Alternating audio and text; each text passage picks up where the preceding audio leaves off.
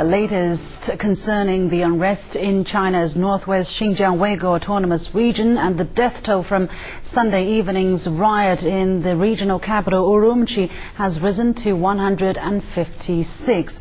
Nearly 1,100 people were wounded. Sunday's deadly violence also ravaged the city of Urumqi and affected people's lives. According to police, rioters burned more than 260 motor vehicles, including 190 buses, at least 10 taxis and 2 police cars.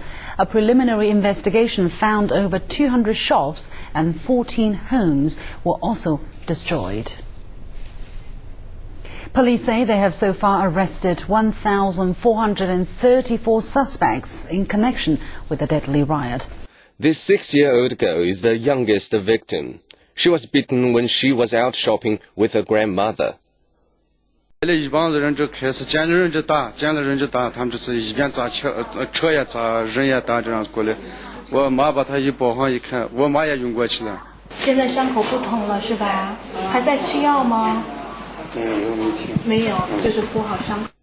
More than 800 people were injured in the riot and have been receiving treatment in 10 local hospitals.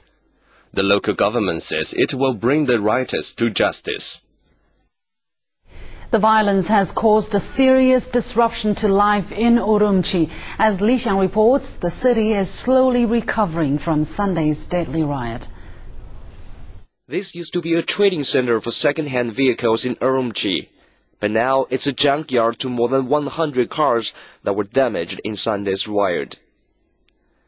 Buses, taxis, even 3-wheel bicycles were targeted. Some still have blood on them, a reminder of the fierce violence.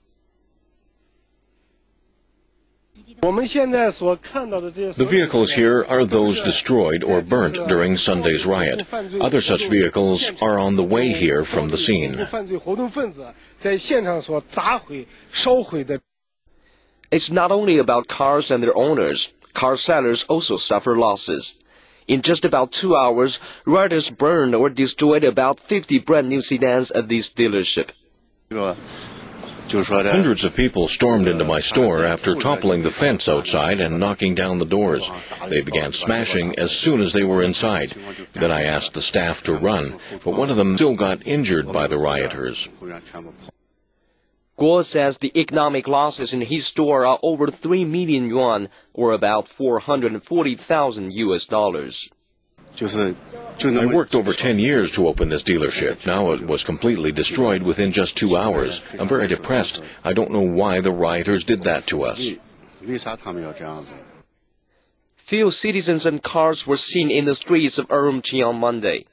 Local authorities are tightening security after the riot in a bid to protect the city. Li Xiang, CCTV. During Sunday's violence in Urumqi, a huge number of shops were smashed and burned. One of the workers in a supermarket recalls the ordeal. The supermarket worker says a large number of rioters gathered outside the supermarket around 8 p.m. on Sunday. Says they used huge stones to try to smash the emergency exit. He says all of the supermarket workers told to go to the basement for safety reasons. After breaking into the supermarket, the rioters grabbed food, water, and everything they could take away, and then burned the supermarket. He says at 1 a.m. all 106 people huddling in the supermarket basement were evacuated by armed police. It's estimated direct economic losses for the supermarket will total over 600,000 yuan.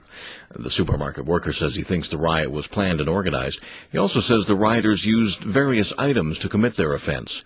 Meanwhile, other witnesses and shop owners say the rioters took to the streets carrying knives, wooden batons, bricks, and stones. After a few minutes, nothing was left in the stores.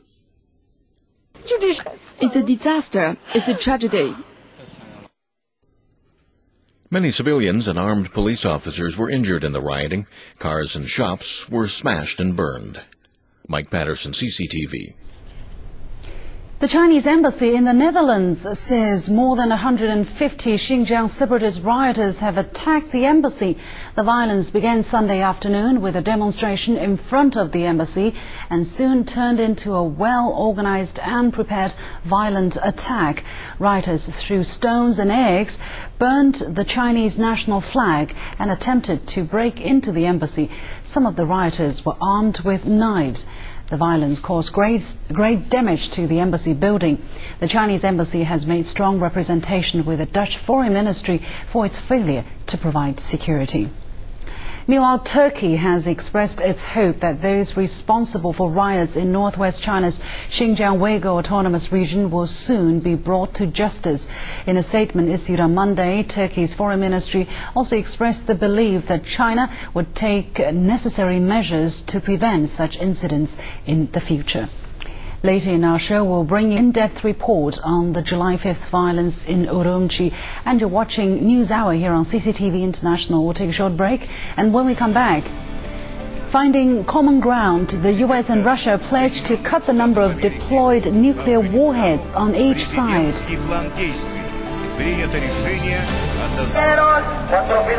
And deadly unrest. Supporters of ousted Honduras President Manuel Zelaya clash with the military, leaving 2 people dead.